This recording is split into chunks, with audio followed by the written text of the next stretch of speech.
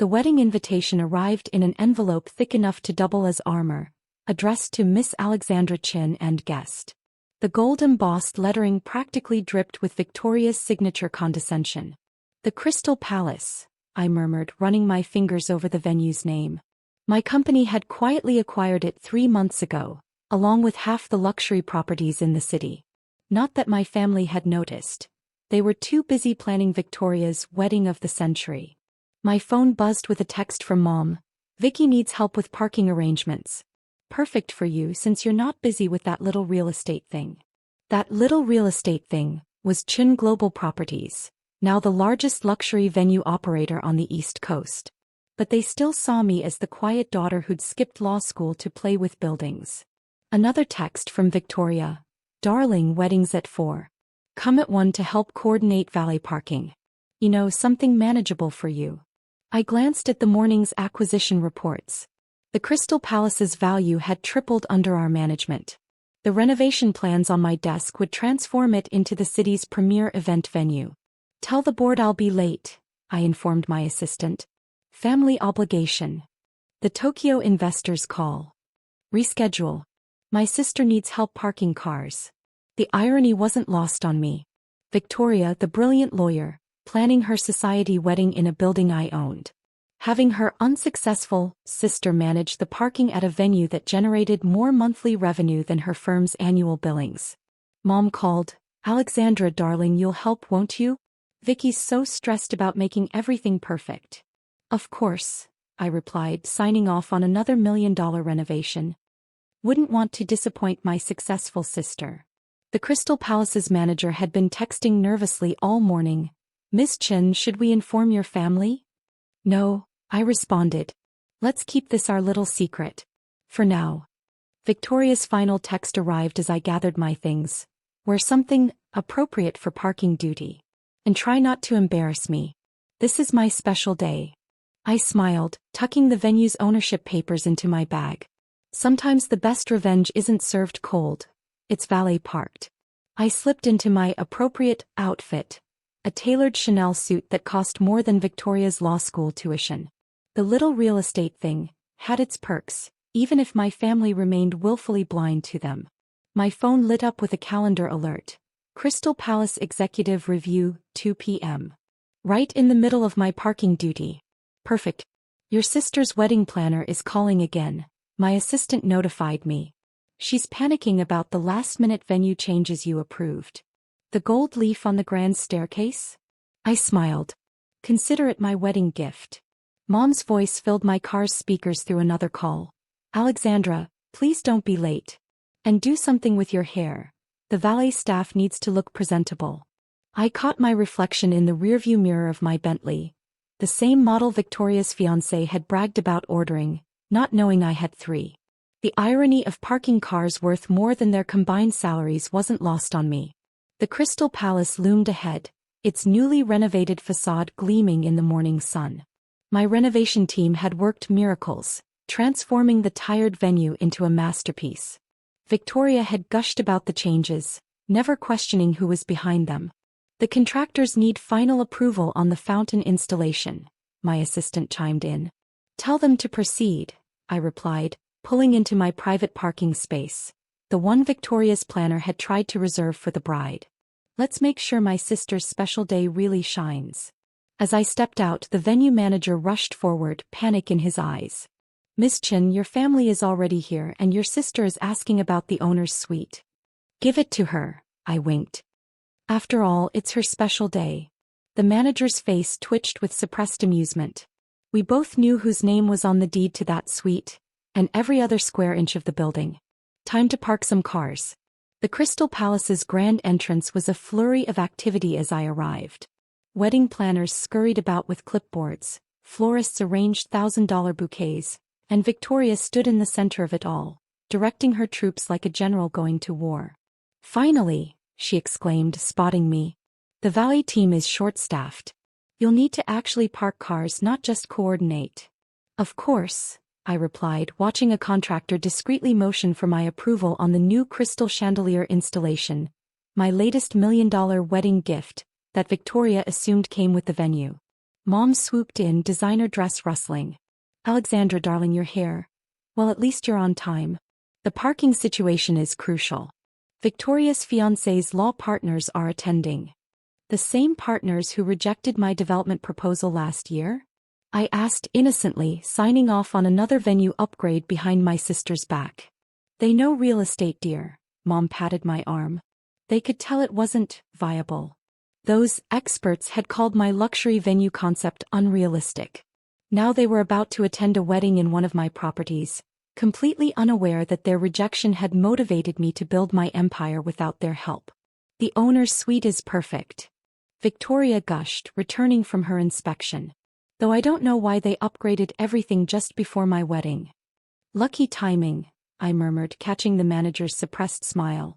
My phone buzzed. The Tokyo investors were confirming our latest acquisition, another landmark property in Victoria's preferred neighborhood. Soon her dream apartment building would join my portfolio. Alexandra, the cars are arriving. Victoria's voice snapped with authority. Try not to scratch anything expensive. Jeffrey's colleagues drive Mercedes. I'll be careful, I promised, thinking of my private car collection that could buy her fiancé's entire law firm. The first wave of guests arrived and I played my part perfectly. Each luxury car I parked was worth less than my daily property revenue, but Victoria beamed with satisfaction seeing her struggling sister doing something manageable. Your sister's good at this, I overheard one of Jeffrey's partners tell Victoria. Maybe we could use her at the firm's events. She needs the experience, Victoria agreed magnanimously. Her real estate dreams haven't quite materialized. Just then my assistant texted, Tokyo transfer complete. You now own 60% of luxury venues in the city. The irony was delicious. While they pitted my career choices, I was literally giving them space to do so, in my own building. The valet parking is so organized, Victoria's maid of honor commented. Your sister's finally found her calling. Mom nodded proudly. We always knew she'd find something suitable. Not everyone can be a successful lawyer like Victoria. I handed another set of keys to my staff, actual valet professionals who knew exactly who signed their generous paychecks. They played along perfectly, treating me like any other temporary worker. Miss Chen, the venue manager whispered during a quiet moment, the board needs your approval on the new property acquisition. Which one? I asked, straightening my valet-appropriate designer suit. The Harrison Building. The one your sister's firm is trying to lease for their expansion. I smiled, remembering Victoria's boast about her firm's upcoming move to the city's most exclusive address. Tell them to proceed, I decided, and increase the proposed lease rates by 10%. Another wave of guests arrived and I returned to my assigned role. Victoria's big day was unfolding perfectly in my venue, under my chandeliers, surrounded by my renovations. The owner must be doing well, I heard Jeffrey tell Victoria. These upgrades must have cost millions. Whoever owns this place clearly knows what they're doing, Victoria agreed, watching me park another car. Unlike some people who waste time on unrealistic business plans. The afternoon sun streamed through the newly installed stained glass windows. Another coincidental upgrade I'd ordered just for Victoria's special day. Each ray of light caught the gold leaf detailing I'd added to the moldings, creating the exact ethereal effect my sister had dreamed of but thought impossible to achieve. The venue's transformation is remarkable, Jeffrey's senior partner mused, handing me his Ferrari keys. We should have invested when that mysterious buyer made the initial offer. Timing is everything, I replied, carefully parking his car next to my collection of luxury vehicles in the private garage. My phone buzzed again. The Tokyo Stock Exchange was opening, and Chen Global Properties shares were soaring. Another text from my assistant. The Harrison Building sellers accepted your terms. You now own your sister's future office space. Victoria's voice carried across the parking area. Alexandra, dear, try to hurry with the cars. The ceremony starts in 2 hours and you still need to change into your bridesmaid dress. The dress she'd chosen was intentionally unflattering, pale yellow, 2 sizes too large. To complement your coloring, she'd said sweetly. What she didn't know was that I'd had Vera Wong personally redesign it, transforming the monstrosity into an elegant creation. Your sister's so good with the guests' cars, Victoria's future mother-in-law commented. Perhaps she could work at Jeffrey's firm's events permanently? We've been trying to guide her towards suitable employment, Mom sighed. After that unfortunate real estate venture failed. The unfortunate venture that now controlled most of the city's premium properties. The same venture that had just acquired their country club last week. Not that they'd received the announcement yet. The venue manager approached again, masterfully playing his role. The owner asked about the fountain timing for the ceremony. Perfect synchronization with the bride's entrance, I instructed, watching Victoria practice her walk on my recently imported Italian marble. Speaking of the owner, Jeffrey's voice drifted over. I hear they're quite the business genius. Built an empire practically overnight. Victoria laughed, adjusting her veil in the antique mirrors I'd sourced from Venice. Probably some old money family. Alexandra tried something similar, you know.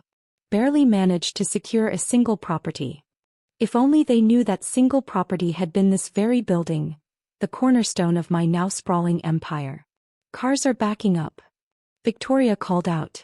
Alexandra, focus please. This isn't one of your real estate dreams. It was better. It was reality, my reality built while they were busy underestimating me. And soon, very soon, they'd all realize just whose building they were standing in. With 1 hour until the ceremony, Victoria's perfectly planned wedding was running like clockwork. In my perfectly renovated venue. I'd just handed off the last guest's keys when Jeffrey's father, a prominent real estate mogul, arrived in his Rolls-Royce. I must meet the owner, he announced to Victoria. These renovations are extraordinary. The marble work alone must have cost millions. The owner's quite private, Victoria assured him, shooting me a warning look as I approached. Alexandra, finish with the cars before you change. And please use the staff entrance. Actually, the venue manager intervened right on cue. The owner's here for the final ceremony inspection. Victoria's face lit up. Perfect. Daddy, you can discuss investment opportunities. Where are they? Jeffrey's father asked eagerly, straightening his tie. The manager smiled, gesturing toward me. You've been speaking with her all afternoon. The silence that followed was worth every minute I'd spent parking cars.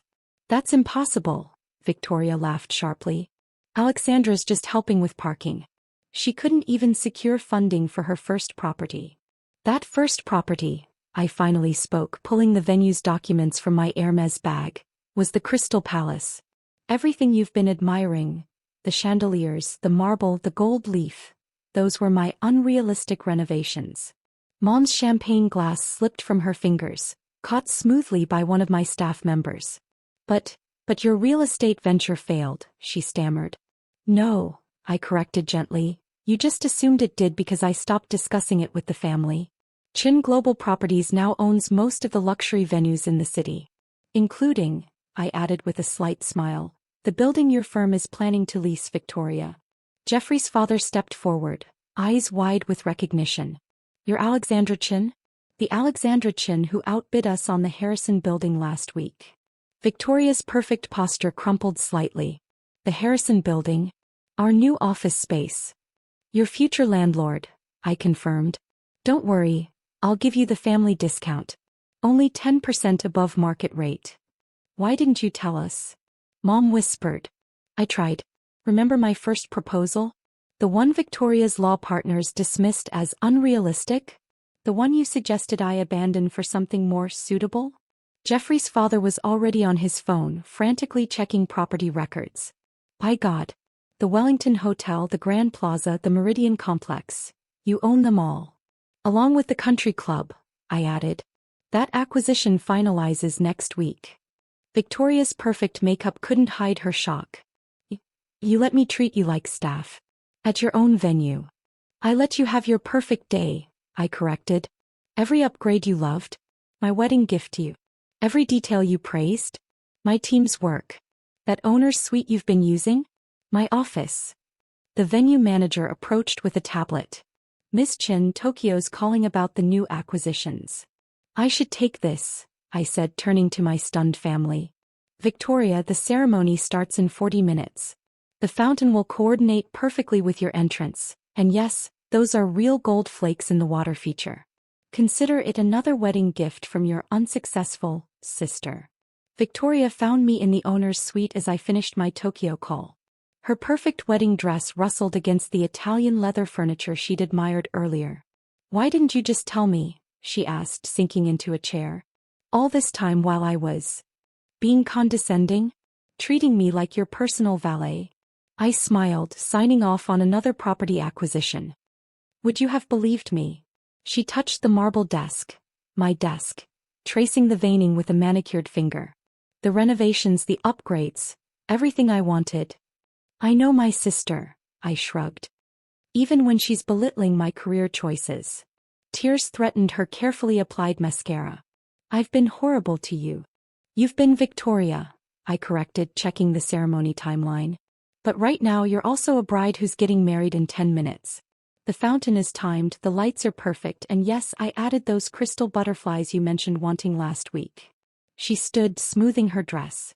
"How do you not hate me?" "Because success isn't about proving others wrong," I said, adjusting her veil. "It's about proving yourself right. Now, shall we get you married? I hear the venue is quite exclusive." For the first time in years, Victoria laughed. Really laughed. "My sister, the real estate mogul." "Your sister, the valet Parker," I winked. "Now come on. Your wedding awaits."